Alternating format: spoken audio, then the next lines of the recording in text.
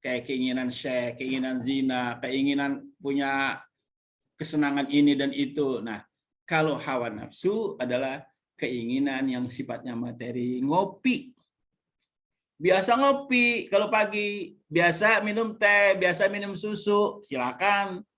Nah, menjelang Ramadan, kita sudah mulai mengurangi agar terbiasa. Biasanya tiap hari banget, 2 hari sekali dah ngopinya, nyusunya 2 hari sekali. Apa sih? Agar terbiasa nanti. Dan biasakan kita puasa menjelang Ramadan.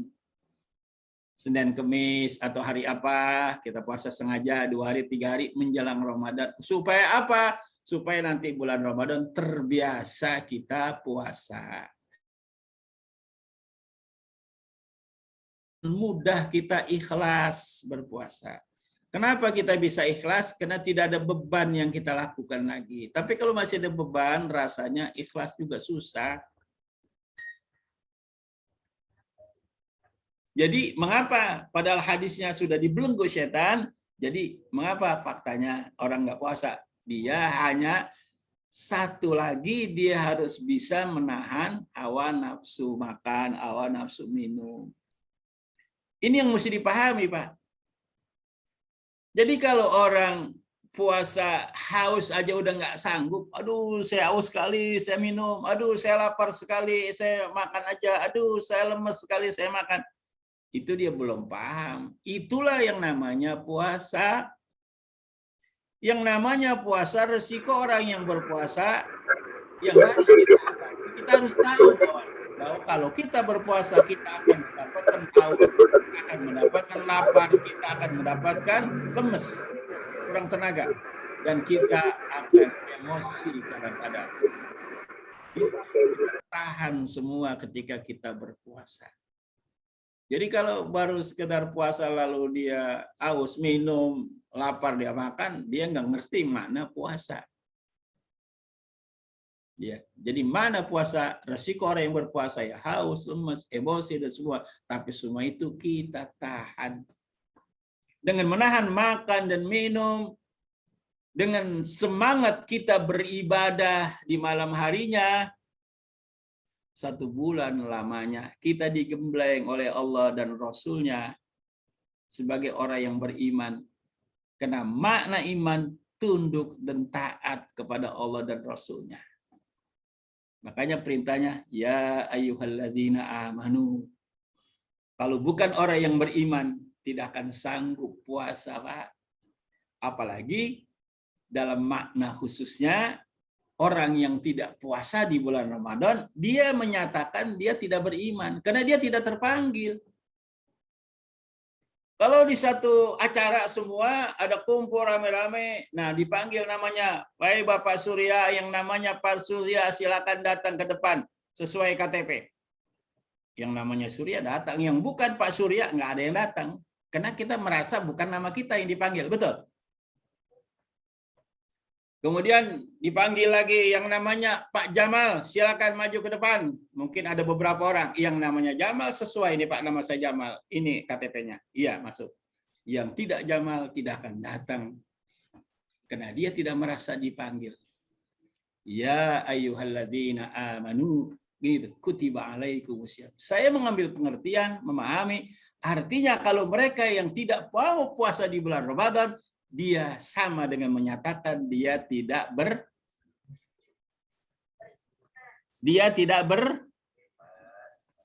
Ayo tanya diri kita masing-masing, ya. Kalau kita merasa beriman, terpanggil dong kita, ya. Pasti kita terpanggil. Haji Zainal, yang namanya Zainal terpanggil, ya saya angkat tangan, umpamanya begitu. Nah mudah-mudahan Allah panggil kita orang-orang yang beriman, melaksanakan ibadah puasa kepada Allah Subhanahu wa taala, karena itu merupakan satu kewajiban.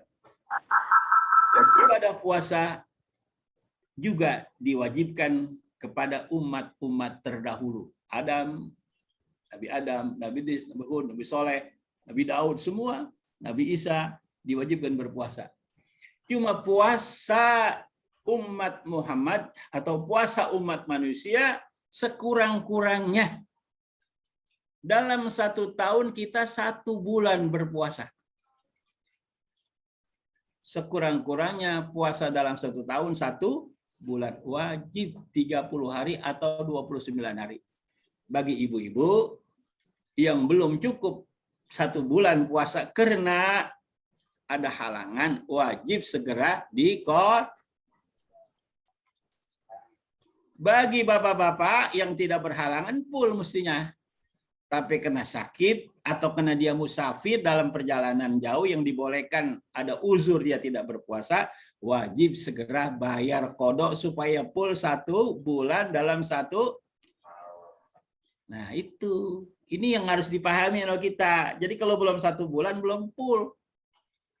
Dengan 1 bulan kita berpuasa, hikmahnya sumu tasihu.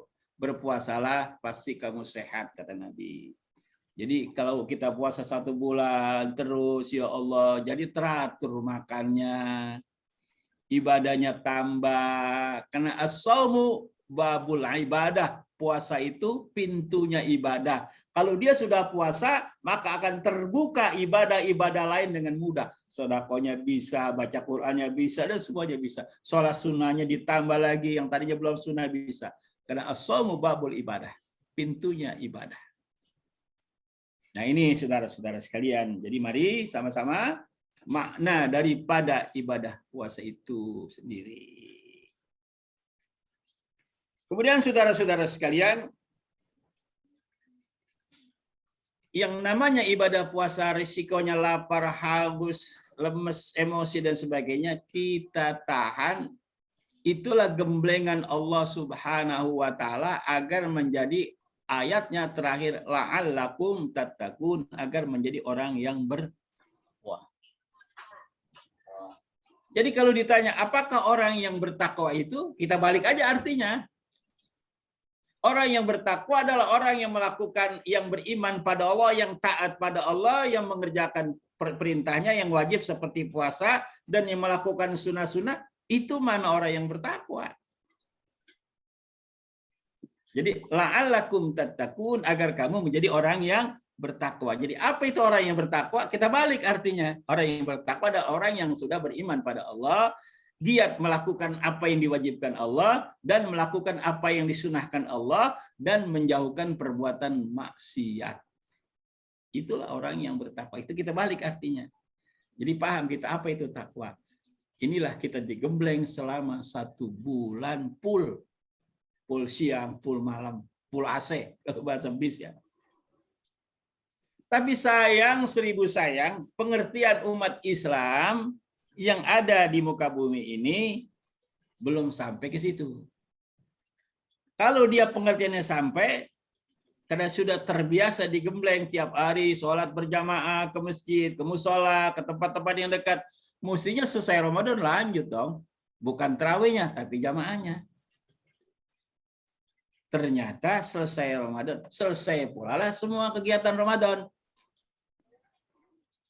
Balik lagi enggak sholat jamaah, bahkan enggak sholat juga 5 waktu, balik lagi berbuat maksiat, berbuat dosa, yang bohong balik lagi bohong, yang menjadi maaf wanita-wanita hiburan datang lagi ke tempat hiburan, ya itu sayangnya karena kurang ilmu, kurang paham.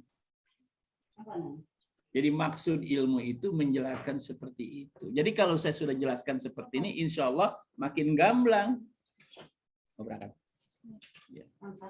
Itu makin gamblang kan, makin jelas kan, makin danta apa makna daripada keistimewaan bulan Ramadan, apa yang ada di bulan Ramadan, dan apa makna keistimewaan kita melakukan ibadah puasa, bahkan upahnya ibadah puasa itu apa. Dan mereka yang mendapatkan upah seperti orang yang model mana? Yang ibadahnya model bagaimana? Kalau kita pakai logika, saudara-saudara, kita kerja di 1 bulan. Kalau kerjanya kita malas, masuknya juga nggak full 1 bulan. Ya kan? Masuknya nggak full 1 bulan, kerjaannya nggak dikasih tugas nggak pernah selesai, terbengkalai. Kira-kira pimpinan kita gajinya full nggak tuh? Nah, yang ada malah SP1, SP2, SP3 langsung SP4. SPM itu apa? Suruh pulang, jangan balik lagi.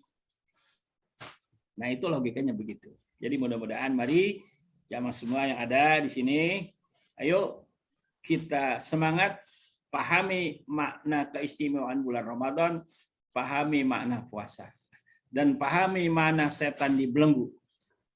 Ya, yang ternyata dalam prakteknya, faktanya masih banyak orang yang tidak malu lagi, karena al-imanu uryanun, iman itu telanjang. Pakaiannya adalah malu. Jadi kalau malu, kita buka pakaian nggak malu. Coba kalau sekarang kita suruh telanjang keluar rumah, malu nggak? Nggak usah keluar rumah, di rumah juga kita malu, ya nggak?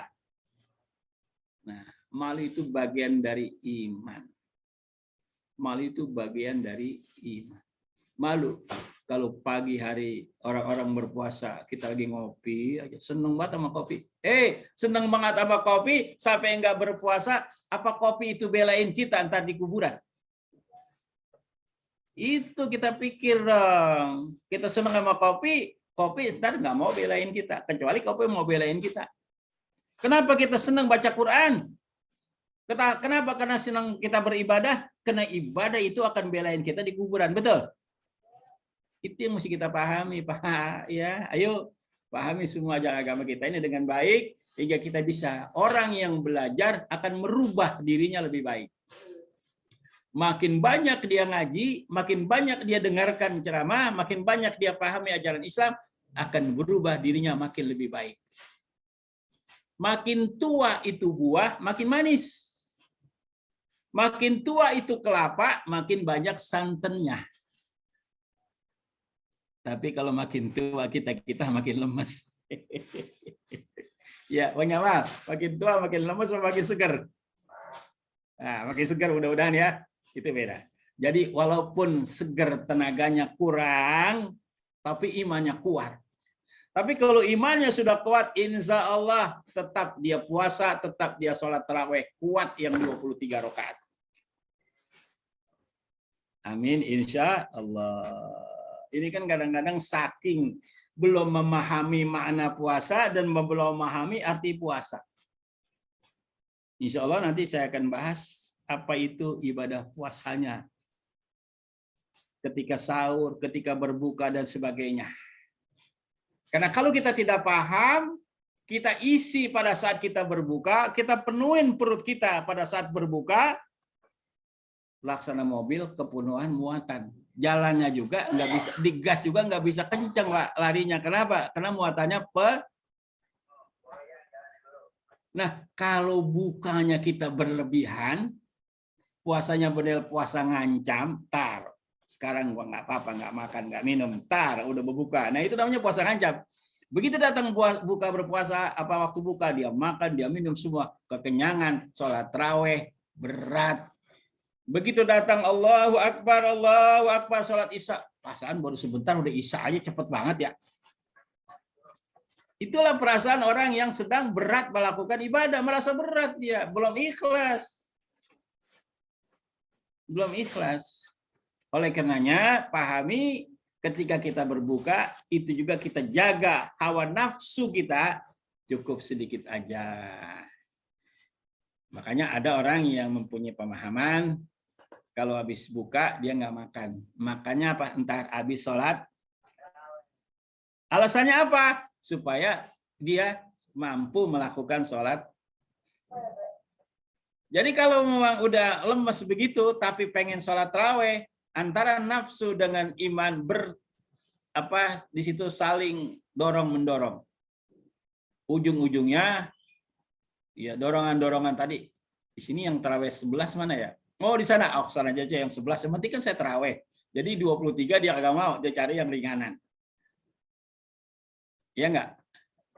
Ini bagi yang biasa 23 pakai pilih-pilih. Lain yang biasanya 11, emang keyakinan 11 lain lagi. Ini yang biasanya 23, gara-gara perutnya terlalu penuh, akhirnya hitung-hitungan. Dia cari mana yang 11. Kan yang penting taraweh. Dalilnya begitu, Pak. Yang penting kan taraweh daripada kita nggak taraweh. Walaupun 11 juga kan taraweh. Iya kan? Nah, itu dalilnya. Jadi mudah-mudahan mari sama-sama kita pahami ini semua. Insya Allah Kalau kita sudah paham, kita sudah siap resiko apa yang terjadi di saat bulan Ramadan, di saat kita berpuasa. Amin ya rabbal alamin. Wassalamualaikum warahmatullahi wabarakatuh.